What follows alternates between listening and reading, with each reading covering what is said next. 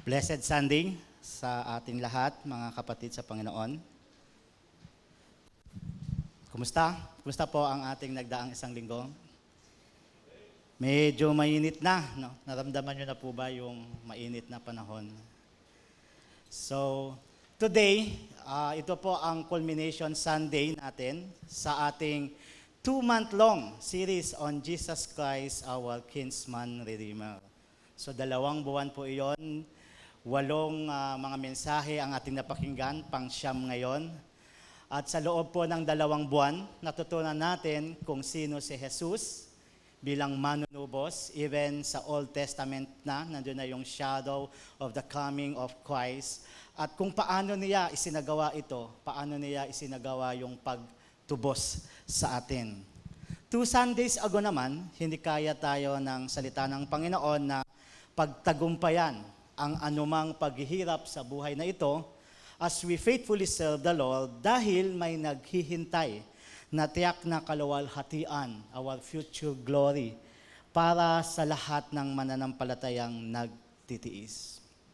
Then last Sunday, ito po ay mahalagang mensahe na ipinahayag sa atin, yung pong doktrina tungkol sa resurrection ni Christ.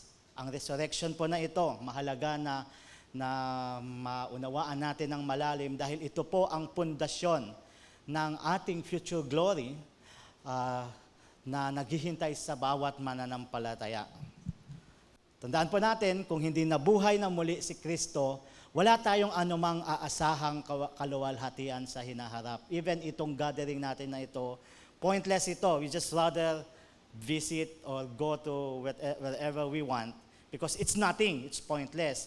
Pero, dahil sa kanyang muling pagkabuhay, balang araw ay mararanasan natin ang ipinangako ng Diyos para sa lahat ng nagtapat at nagtiis kasama niya. Kaya everything that we do, all our sacrifices, meaningful. Ang sabi nga po sa Revelation 21:1-5, basahin ko ito sa Magandang Balita Biblia. Pagkatapos nito, nakita ko ang isang bagong langit at isang bagong lupa. Pagkatapos ng lahat ng Armageddon, ng labanan ni Satan at ng mga anghel ng Diyos, wala na ang dating lupa. Wala na rin ang dagat. Kaya na-mention ito ng author kasi 'di ba doon sa vision ni John, doon nang galing yung dragon, yung halimaw sa dagat. Pero wala na yung dagat na yon. And then nakita niya, sabi dito, nakita ko ang banal na lungsod, ang bagong Jerusalem na bumababa mula sa langit buhat sa Diyos, gaya ng isang babaeng ikakasal. Siya'y nakabihis at nakahanda sa pagsalubong sa kanyang mapapangasawa, an imagery of a wonderful day, a kind of wedding day in the future. Narinig ko ang isang malakas na tinig mula sa trono. Tignan ninyo, behold, ang tahanan ng Diyos ay nasa piling na ng mga tao. Maninirahan siyang kasama nila at sila'y magiging bayan nila. Diyos mismo ang makakapiling nila at siya ang magiging Diyos nila. Papahirin niya ang bawat luha sa kanilang mga mata. Wala nang kamatayan, dalamhati, pagtangis at paghihirap sapagkat lumipas na ang dating mga bagay. Ito yun, itong current natin ngayon. Pagkatapos ay sinabi ng nakaupo sa trono, pagmasdan ninyo, ginagawa kong bago ang lahat ng bagay. Mga kapatid, ito po ang magiging kalagayan ng lahat ng mga tinubos ni Kristo. Kung naniniwala ka na ikaw ay tinubos ni Kristo, this will be your future. Na makakapiling natin ang Diyos sa bagong langit at bagong lupa. Doon ay wala ng kahirapan. Kung ngayon ay batbat ng kahirapan, doon wala na. Lahat ay magiging bago. At ang Panginoon ang maghahari magpakailanman. Sometimes we cannot see the kingdom of God, even sa government natin. Pero pagdating ng araw, sa appointed time of God, ang Diyos na ang maghahari magpakailanman. Now, in today's culmination, magko-culminate na po tayo ng ating team. Bago po natin maranasan ang lahat ng ito, haharapin muna natin ang isang napakahalagang tanong. Ano po iyon? Kapag dumating na ang takdang panahong iyon, which kingdom would you be in? Which kingdom? Or which kingdom will you belong to? So manalangin po tayo as we begin today's sermon. Lord God, because of what the Lord Jesus Christ has done, because of His redemption, we believe and we know that we belong to you. We belong sa iyong kaharian. Ikaw ang naghahari sa amin. So Lord God, in today's message, may you give us wisdom and understanding, an open heart, a submissive and humble heart, willing to listen to your message, willing to let the Holy Spirit convict us if it is necessary, and to let us appreciate the message for this morning. In Jesus' mighty name we pray. Amen. Sa mga pangangaral po ni Jesus tungkol sa Kingdom of God, whenever we hear or we read Jesus preaching or teaching about the Kingdom of God, mapapansin natin na He speaks of a kingdom that is already present. Isang kaharian na nagsimula na. Isang halimbawa po doon ay sa Luke 17:20-21. Sabi doon, being asked by the Pharisees when the kingdom of God would come, tinanong siya, kailan ba darating ang kingdom of God? Ganito ang sagot ng Panginoong Hesus, the kingdom of God is not coming in ways that can be observed. Kasi ito yung hinihiling ng mga Pharisee. Can you give us some details paano namin mapapansin na dumarating na ang kingdom of God? Nor will they say, look, here it is, or there. Hindi ganoon ang kingdom of God. For behold, the kingdom of God is in the midst of you. Andyan na ang kingdom of God. Ngunit, kasabay nito, itinuturo rin ni Jesus na ang kingdom of God ay still yet to come o darating pa lamang sa hinaharap. Sa ibang pagkakataon, ganito naman ang makikita sa mga itinuro ni Jesus about kingdom of God. Halimbawa, sa Luke 21:29-31, ang sabi na doon, nagturo siya ng isang parable. Look at the fig tree and all the trees. As soon as they come out in leaf, you see for yourselves and know that the summer is already near. So also, when you see these things taking place, you know that the kingdom of God is near. Paparating pa lang, ngunit malapit na. Now, anong ibig sabihin o ibig ipakahulugan ng ating Panginoong Hesus sa already and not yet na katotohanan tungkol sa kingdom of God? Di ba parang, bakit ganon? Already and not yet. Ibig sabihin po, ang paghahari ng Diyos ay nagsimula na sa pagdating ni Jesus. Si Kristo ang malinaw na pagpapahayag ng paghahari ng Diyos sa buhay ng sinumang sumasampalataya sa Kanya. Ang sinumang nasa kay Kristo ay nasa ilalim na ng paghahari ng Diyos. Kaya nga sinabi niya, the kingdom of God is in the midst of you. Ngunit, sa kabilang banda, ang ganap at perpektong katuparan, the full and complete fulfillment ng kahariang ito ay mangyayari pa lamang sa kanyang muling pagbabalik. Sa hinaharap, babalik si Kristo upang tuluyang itatag ang kanyang kaharian. Di po ba maririnig natin sa prayer ni Jesus na itinuro, your kingdom come, your will be done. Kaya nga po, si Jesus ay hindi lamang maituturing nating manunubos, siya rin ang ating coming King. Darating balang araw ang complete and final fulfillment of the kingdom of God na nangyayari na sa pagdating ng Panginoong Hesus, lalo sa puso at buhay ng mga taong nananampalataya sa Kanya. Ngayon, mga kapatid, sa liwanag ng katotohanan ito, bilang mga taong tinubos ni Kristo, mahalaga ring maitanong po natin sa ating sarili, saan kaharian ba ako kabilang? Ngayon at sa hinaharap. Saan kaharian ako kabilang ngayon at saan kaharian o anong kaharian ako mapapabilang sa hinaharap? O sa mas simple at diretsong paraan, para hindi siya masyadong complicated, ang tanong natin ay, what does God's kingdom look like in a believer's life? Dahil ang believer ay ngayon at future din tayo. Diba? We are believer now and we still believer in the future sa pagbabalik ng Panginoon. So let's answer this question as we go through our text sa Daniel chapter 1, verses 1 to 16. So buksan po natin ang ating mga Biblia sa passage na ito.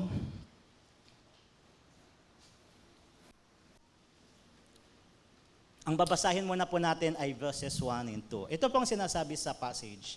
In the third year of the reign of Jehoiakim, king of Judah, Nebuchadnezzar, king of Babylon, came to Jerusalem and besieged it. And the Lord delivered Jehoiakim, king of Judah, into his hand, along with some of the articles from the temple of God. These he carried off to the temple of his God in Babylonia and put in the treasure house of his God. So this is the verse, ang dalawang pinakaunang verses ng Book of Daniel. So sa mga talatang ito, makikita po natin sa introduction na nagbigay ang author ng brief summary sa kung ano ang nangyari sa Kingdom of Judah. Kung nais po nating malaman o matutunan kung ano ba ang nangyari sa Kingdom of Judah, mababasa po natin yung detalyadong pangyayari sa 2 Kings and sa 2 Chronicles at merong marami rin naman na detalye sa Book of Jeremiah. So pwede nyo pong balikan ito, basahin niyo yon para sa whole story. However, dito po sa ating text, sa Book of Daniel, ang inuulat ay isang summary. Ganito po iyon. Nilusob ni Haring Nebuchadnezzar ng Babylonia ang Jerusalem na capital ng Kingdom of Judah. So ito po ay naganap sa 3 taon ng paghahari ni King Jehoiakim, ang king ng Judah. Sa pagkubkob na iyon, ang kaharian ng Judah ay tuluyang nasakop ng powerful kingdom ng Babylon. Kumbaga, hindi po ito parang tinutukan lang sila. Kumbaga, sinasakop ng Babylonia ang mga nasyon at kingdom sa paligid niya. At kabilang ang Kingdom of Judah doon. Now, ayon sa text natin dito, at sa iba pang ulat, pinahintulutan ng Diyos ang pananakop na ito bilang bahagi ng kanyang pagdidisiplina sa kanyang bayan. Then, ayon sa mga sumunod na talata dito sa ating text, ang sabi sa verses 3 to 5, Then the king ordered Aspenaz, king of his court officials, to bring into the king's service some of the Israelites from the royal family and the nobility. Young men without any physical defect, handsome, showing aptitude for every kind of learning, well-informed, quick to understand, and qualified to serve in the king's palace. He was to teach them the language and literature of the Babylonians. The king assigned them a daily amount of food and wine from the king's table. They were to be trained for 3 years, and after that, they were to enter the king's service. So ayon po dito, may mga piling Israelita, chosen, choice Israelita na dinala sa Babylonia upang sanayin at paglingkuran ang hari. So they will directly serve the king. Kabilang po dito, pinangalanan Daniel, Hananiah, Mishael at Azariah. Meron po silang Babylonian names, but gagamitin natin dito yung kanilang Hebrew name. Sila ay mga kabataang mula sa maharlikang pamilya ng Judah. Tinuruan sila ng wika at kultura ng Babylonia at binigyan ng pagkain at inumin mula sa pagkain mismo ng hari. Now, this summary introduction told by the author is necessary to set the context of the situation nila Daniel at ang tatlo pa niyang mga kasama. Kaya binanggit pa rin niya ito ng author sa introduction niya sa book because gusto niyang iset ang context, ang background ng kanyang libro tungkol sa buhay ni Daniel. So, ang context ay ganito, dahil sila ay magsisilbi sa palasyo, yung apat, nagplano ang hari na i-assimilate sa kaharian ng Babylonia ang lahat ng mga magiging tagapaglingkod niya. Kasama nga roon ang apat na magkakaibigan. Naisip ng hari, magiging mahalagang asset sila. Kasi nakita natin kung paano yung mga qualities na nilista ng hari. Diba? Magiging asset sila sa kaharian ng Babylonia dahil yung kanilang angking kakayahan, mga katangian, special abilities, at yung kanilang makikisig na pangangatawan. Kaya, yun din po yung dahilan kung bakit sila ay tinuruan ng language, ng literature ng mga taga-Babylonia at ipinakain din sa kanila ang pagkain at inumin na para sa hari. Kung baga, ipinaparanas sa kanila yung kultura, ang Babylonia. Baga, iniimbitahan sila to come and embrace our culture. Be a Babylonian. At sa konteksto pong ito, mas naging interesting ang pangyayari. Na-set na ng author yung situation at because na-set na, mas interesting na yung pangyayari dahil sa sinasabi sa verse 8. Ano po ang sabi sa verse 8? But Daniel resolved not to defile himself with the royal food and wine, and he asked the chief official bravely and courageously for permission not to defile himself this way. Ang desisyong ito ni Daniel ay nagpapakita kung saang kaharian siya tunay na kabilang. Bagamat nasa ilalim na siya ng kaharian ni Nebuchadnezzar, ang tunay na naghahari pa rin sa kanyang puso at buhay ay ang Diyos ng Israel na si Yahweh. At dito po natin makikita kung ano ang itsura ng kaharian ng Diyos sa buhay ng isang mananampalataya. And that is, in His kingdom, God is valued above all. In His kingdom, God is valued above all else. Makikita po natin sa text that Daniel and his friends refused the luxurious food and drink offered to them because they wanted to guard themselves from being ensnared by the temptations of Babylonian culture. Itong pagsasabi po nila na pwede bang hindi namin kainin yung pagkain ng hari. Ito yung way nila Daniel na maprotektahan ng sarili nila na hindi sila masilo ng patibong ng hari. Diskarte ni King Nebuchadnezzar ito. Napansin iyon ni Daniel, kaya sabi niya, okay lang, mga gulay-gulay mo nang kainin namin. So dahil gusto nilang protektahan ang kanilang sarili, ginamit nila Daniel ang kanilang distinct identities bilang mga Jewish exiles upang makaiwas na mapalagay ang kanilang loob sa kalakaran ng mga taga-Babylonia at tuluyan silang ma-assimilate sa kaharian ni Nebuchadnezzar. Oo nga, sila ay nasa isang banyagang lupain, na sila ay naninirahan at naglilingkod sa ilalim ng pamamahala ni Haring Nebuchadnezzar. Pero hindi nila kinakalimutang sila ay people of God pa rin. They would rather eat just vegetable and simple potable water than to indulge in the sumptuous food and wine of the king. Nagpapakita ito, mga kapatid, na sa kanilang buhay, God is still valued above all. Mga kapatid, nawa ay nakikita natin ang ating sarili kina Daniel, Hananiah, Mishael at Azariah.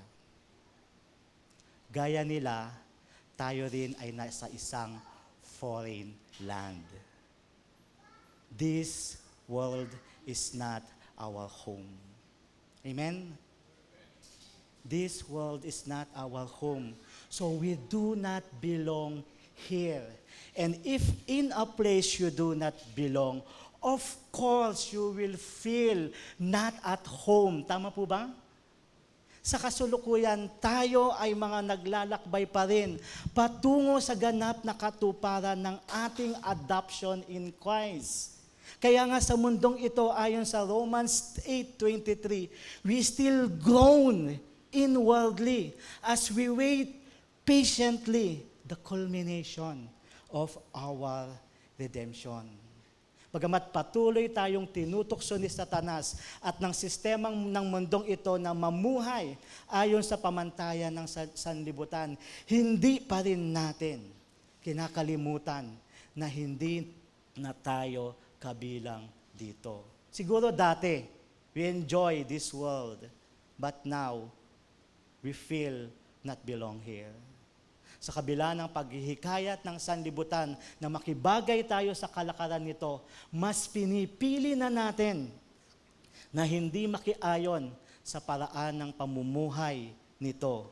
Sa halip, determinado tayong magpatuloy sa pagbabago tungo sa Christ-likeness sa pamamagitan ng renewal of our mind. Mayroon tayong dating prinsipyo noon, meron tayong dating pananaw noon at na nagiging motivation natin sa araw-araw. Pero we try now to change that mindset, to change that mind, renewing our mind. Bakit? Ang tanong, bakit?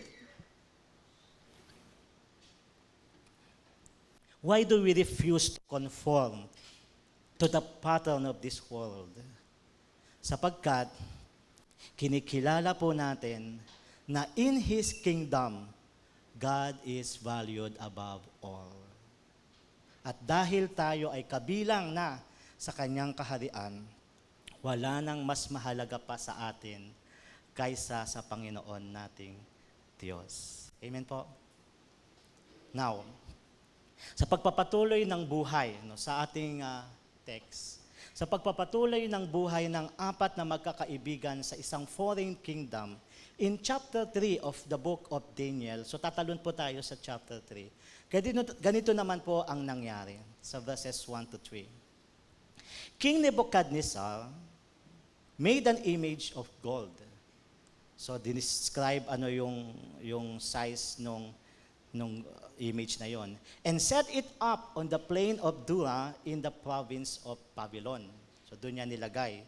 He then summoned the satraps, prefects, governors, advisors, treasurers, judges, magistrates. Ibig sabihin, all of the provincial officials, lahat ng mga leader niya to come to the dedication of the image he had set up. So meron silang dedication day. So, all those invited leaders and prominent people assembled for the dedication of the image that King Nebuchadnezzar had set up, and they stood before it. So, pinatawag sila. Nag-set up ang king ng isang mataas at malapad na rebultong ginto. So, mahal yun, no? Then, lahat ng kanyang mga leader, come and I will dedicate this, be part of the dedication. Habang nagkakatipon ng mga tao, so habang sila ay nagtitipon na doon sa lugar ng dedication, isang napakahigpit na utos ang ipinahayag ng king sa pamamagitan ng kanyang herald. Sabi sa verses 4 to 6, Then the herald loudly proclaimed, nations and peoples of every language, this is what you are commanded to do by the king. As soon as you hear the sound of the horn, flute, zither, lyre, harp, pipe, and all kinds of music. Na-imagine natin yun. You must fall down and worship the image of gold that King Nebuchadnezzar has set up. Then, this is the warning. Whoever does not fall down and worship will immediately, ASAP, be thrown into a blazing furnace. At dahil sa utos nga na iyon, sa verse 7, nang marinig ng mga tao ang tunog ng mga instrumento, agad-agad sila ay lumuhod at sumamba sa rebultong gunto na ipinagawa ni Haring Nebuchadnezzar. Ayaw nilang matupok sa blazing furnace.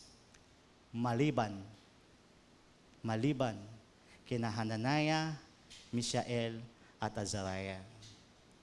These three refused to bow down and worship the idol. Ngayon, mga kapatid, isipin po natin ito. Luluhod lang naman sila.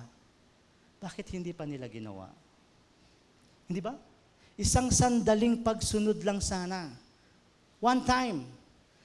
Doon sa pagtunog lang naman ng trumpeta. Ayaw pa nila. Gagawin lang nila yon para maligtas yung buhay nila. Ayaw pa nila. Isang mabilisang kompromiso lang. Safe na sila. Pero, dahil sa kanilang pagtanggi, ayaw namin. Dahil hindi sila lumuhod at sumamba sa rebultong ginto ni King Nebuchadnezzar, nahatulan sila ng kamatayan. Isang malagim na kamatayan sa naglalagablab na pugon. Now, ang mahalagang tanong na dapat nating masagot sa pangyayaring ito ay, why didn't they bow down and worship the image to save themselves? Diba? Bakit? What motivated them? Ang sagot na ating makikita sa text ay, dahil hindi sila kabilang sa kaharian ni King Nebuchadnezzar. They did not belong in the kingdom where people bow down to and worships idol. They do not belong there. So they did not do, and even they could not do, what was easy for those people to do. Totoo nga't naroon ang tatlo sa kaharian ng Babylonia, ngunit hindi si Nebuchadnezzar ang kinikilala nilang hari. Hindi sila ang hari ng puso at buhay nila. Hindi rin sila yumukod at sumamba sa rebulto dahil ang Diyos lamang ang kanilang sinasamba at siyang naghahari sa kanilang buhay. Kung ano ang utos niya, yun lang ang susundin. Whatever these people or this powerful king commanded me, I will not follow it. Because I already have my king whom I want to follow. At dito po natin muling makikita kung ano ang itsura ng kaharian ng Diyos sa buhay ng isang mananampalataya. That is, in His kingdom, God is exalted and glorified. He is exalted and glorified. Sa kaharian ng Diyos, ang Diyos lamang at wala nang iba ang itinataas at niluluwalhati ng kanyang mga nasasakupan. At nai-express po ito ni Hananiah, Mishael at Azariah. Na-express nila yung katangian ng kaharian ng Diyos na ito sa pamamagitan ng pagpapahalaga nila sa Diyos, higit sa pagpapahalaga nila sa kanilang buhay. Sa pagkakataong iyon, mas pinahalagahan nila ang Diyos nila kaysa mapahalagahan nila ang kanilang buhay. They did not care even if refusing to bow down and worship the idol would cost them their lives. They were willing to lay down their lives because it's not just about a brief and quick bowing down. Rather, it is about allowing themselves to exalt someone other than the Lord na hindi nila maatim na gawin. We cannot do it. We cannot do it. I cannot bow down other than my Lord and King.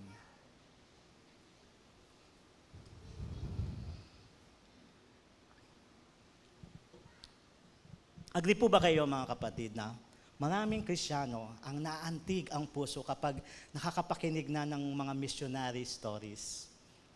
Meron po ba kayong favorite na missionary? My favorite is Jim Elliot. No? His story is really wonderful.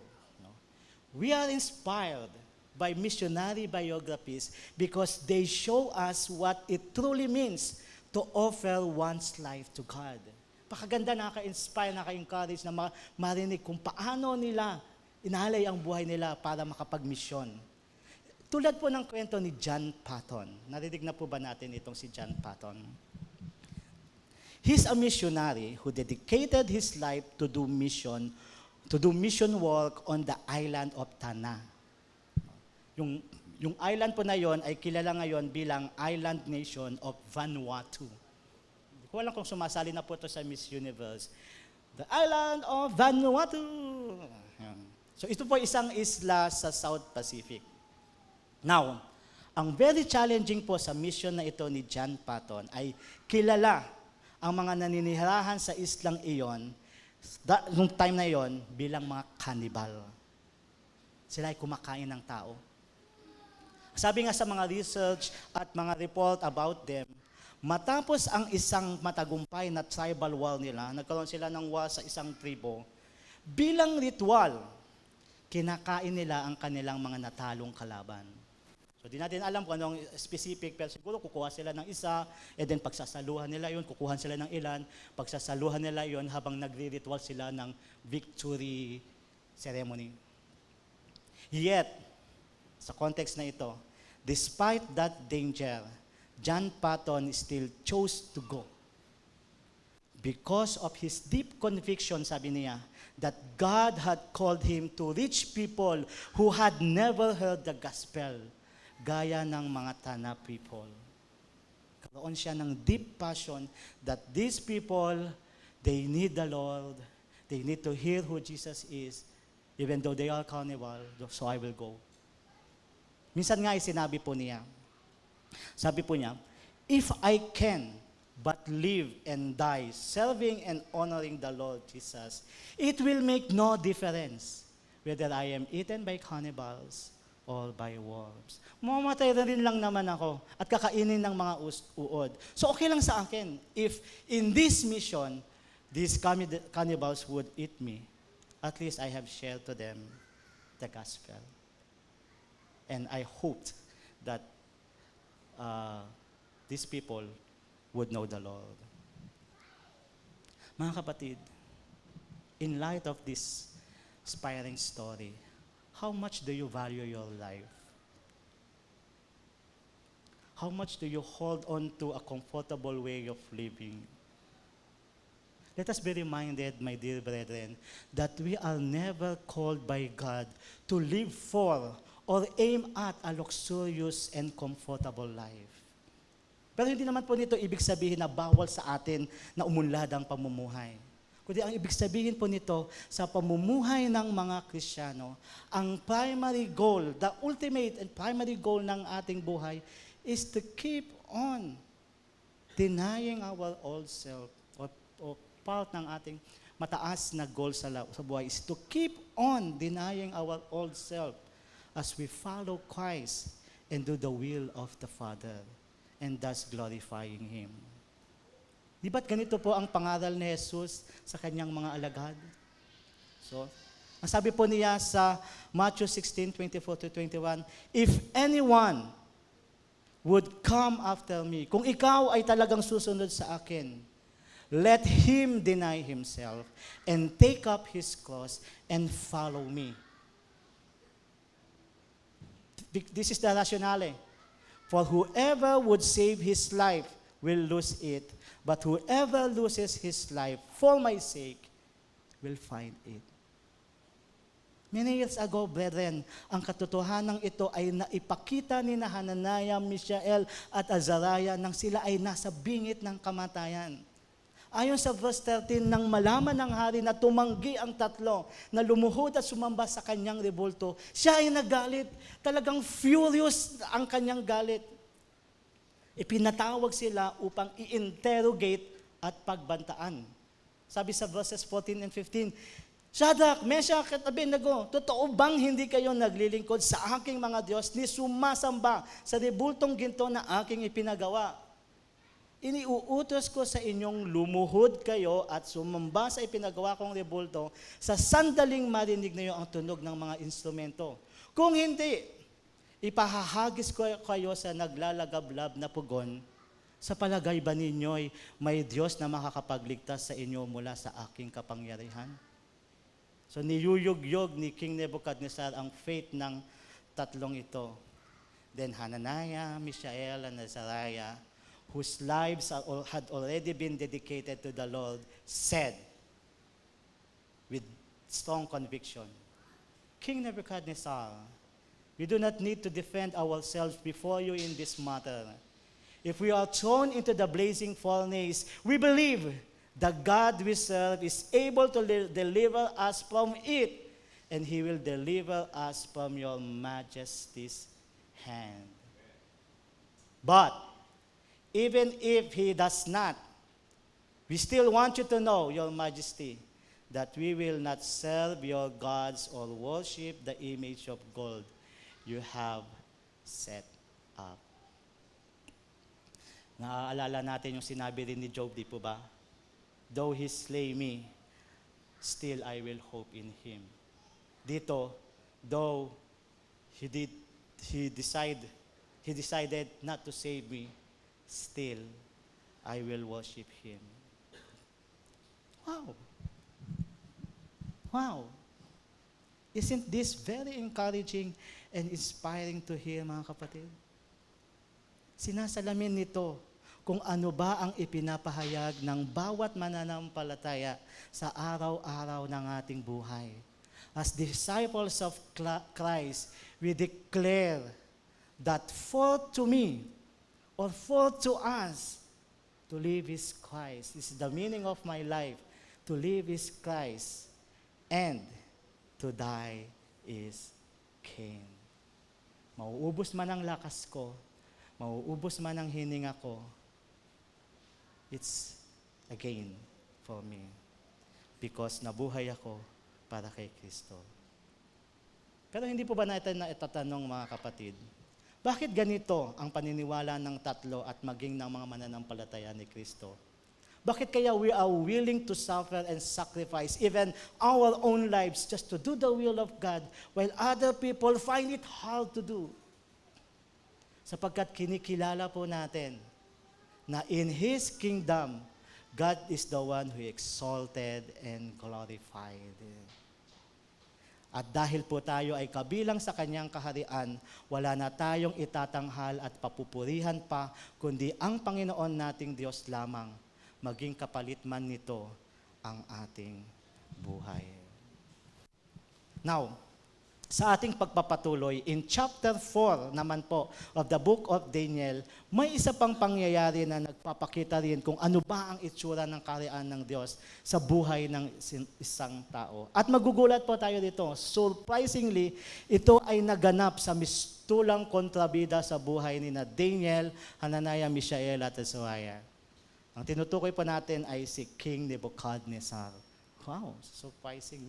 So dalawang points natin ay siya ang kontrabida. Pero dito, meron siyang kwento. Patutuhayan po natin ang pangyayari sa verses 1 to 37 ng chapter 4.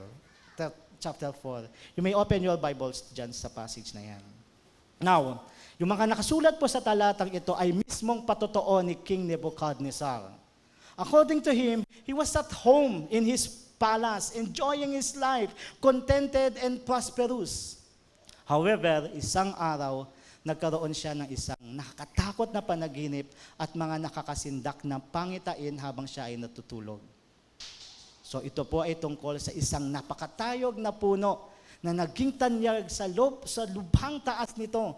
Abot hanggang langit ang katanyagan, ang kataasan. Gayunman sa panaginip, bumaba mula sa langit ang isang anghel at isinigaw ang hatol sa punong iyon. Ibuwal ang punong kahoy na iyan. Putulin ang mga sanga, lagasin ang mga dahon at isabog ang mga bunga. Itaboy ang mga hayop na nakasilong dito, pati ang mga ibong namumugad sa mga sanga dito. Tanikalaan ng bakal ang tanso at mga tuod ng tanso ang mga tuod at ugat nito. Bayaan ito sa damuhan sa gitna ng parang. Bayaang mabasa ng hamog ang taong ito at manirahan sa parang kasama ng mga hayop at mga halaman. Ang isip niya ay papalitan ng isip ng hayop sa loob ng 7 taon.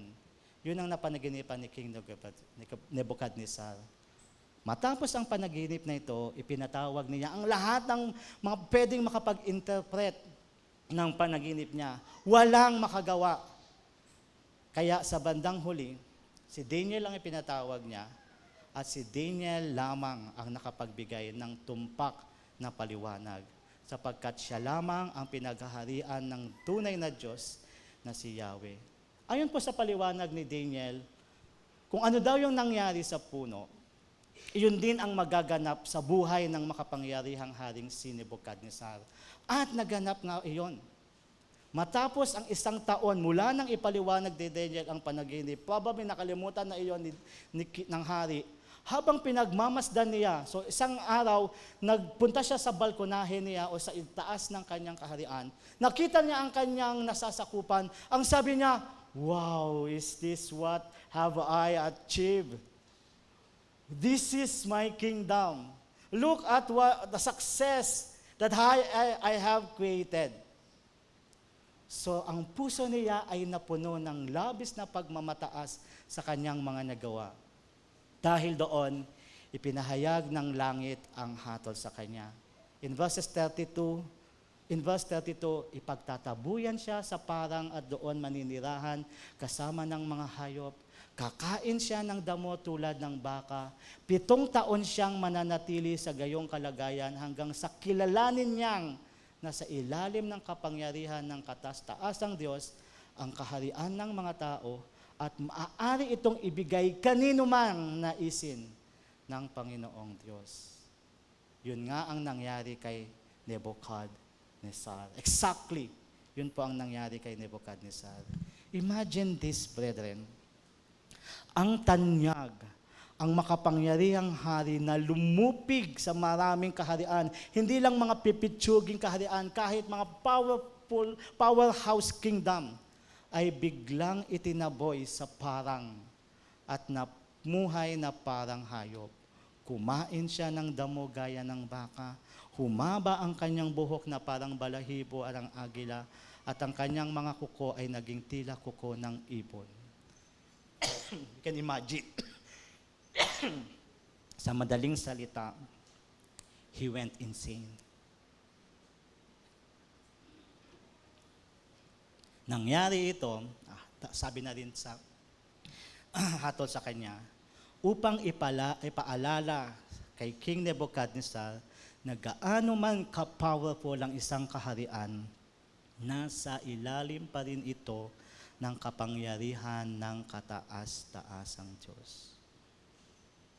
Ngunit, pagkatapos ng takdang panahon, after the 7 years, tumingala si Nebuchadnezzar sa langit bilang pagkilala sa kapangyarihan at karangalan ng Diyos at nanumbalik sa araw na iyon ang katinoan ng kanyang pag-iisip. Dahil dito, nagpuri at nagpasalamat ang hari sa kataas-taasang Diyos ang nabubuhay magpakailanman. Then in verses 34 to 35, sinabi niya ito, God's dominion, ito yung realization niya, God's dominion is an eternal dominion. His kingdom endures from generation to generation. All the peoples of the earth are regarded as nothing. He does as he pleases with the powers of heaven and the peoples of the earth. No one can hold back his hand and say to him, "What have you done?" Ang pahayag po na ito ng makapangyarihang haring si Nebuchadnezzar ay nagpapakita rin kung ano ang itsura ng kaharian ng Diyos kapag ito ay naghahari na sa puso ng isang tao. An evil, wicked, at disrespectful king now is this. So that is, in his kingdom, God is respected and honored. In his kingdom, God is respected and honored. Mga kapatid, nawa ay patuloy po natin na maingatan sa ating mga puso ang patuloy na pagrespeto at paparangal natin sa Diyos sa lahat ng pagkakataon. Tandaan po natin na in-express ni Haring Nebuchadnezzar ang kanyang respeto at parangal sa Diyos sa pamamagitan ng kanyang wholehearted submission. After the completion of the disciplinary action ng Diyos sa kanya, he looked up to God in submission, in respect and honor sa kanya. In the final statement of his kingly declaration, sinabi nga niya ito, "Now I, Nebuchadnezzar, praise and exalt and glorify the King of heaven because everything he does is right." Tama lang na naranasan ko yon. "And all his ways are just. And those who walk in pride, he is able to humble." Ito ay isang malinaw na nagpapakita ng pagpapasakop ng isang pusong kinikilala na ang Diyos ang hari ng lahat at nararapat lang respetuhin at parangalan. Now, before I end this sermon, let me share to you a well-known poem na muling sumikat kamakailan lang dahil ito ang prinsipyong pinanghahawakan ng isang prominenteng leader. Ang tulang ito ay pinamagatang Invictus ni William Ernest Henley. Alam po natin ito? So, si William Ernest Henley ay, ayon sa research ko, ay, tawag ito, hindi siya naniwala sa Diyos. So, ito pong sinasabi sa tula. "Out of the night that covers me, black as the pit from pole to pole, I thank whatever gods may be for my unconquerable soul. In the fell clutch of circumstance, I have not winced nor cried aloud. Under the bludgeonings of chance, my head is bloody but unbowed. Beyond this place of wrath and tears, looms but the horror of the shade. And yet the menace of the years finds and shall find me unafraid. It matters now how straight the gate, how charged with punishments the scroll. I am the master of my fate. I am the captain of my soul." Mga kapatid, kung titignan po natin ang mensahe ng tulang ito, lalo na ang dalawang huling linya, hindi po dapat maging appealing sa ating mga Kristiyano ang mensahe ng tulang ito. We can notice that because of the author's deep and strong self-determination, dahil na-amputate yung kanyang paa, nauwi na ito sa self-exaltation. Let's be reminded, dear brethren, ng declaration na gaya nito ang nilalaman ng puso ni King Nebuchadnezzar bago siya nahatulan ng Diyos at panawa ng katinuan ng pag-iisip. So we cannot embrace such principles sapagkat bilang mga mananampalataya at tinubos ni Kristo, kinikilala natin na in His kingdom, God is the most respected and honored by those whose lives are submitted to His Lordship. Lagi po nating tatandaan, it is God, not us, who is the master of our faith. And it is Christ, not us, who is the captain of our souls. Because in the kingdom of God, He is valued above all. He is exalted and glorified, and He is respected and honored. And it is expected for each one of those who belong in the kingdom of God to do so, to behave such as this. So, dear brethren, always remember this truth that I want to live with you. The kingdom of God is already here among us. Nasa buhay ng bawat nananampalataya kay Kristo. And at the same time, it is yet to come in its appointed time. So let's remain faithful as we eagerly wait for it. Salamat sa Panginoong Jesus for being our Redeemer. God bless us all. Sumaatin nawa palagi ang paghahari ng ating makapangyarihang Panginoon.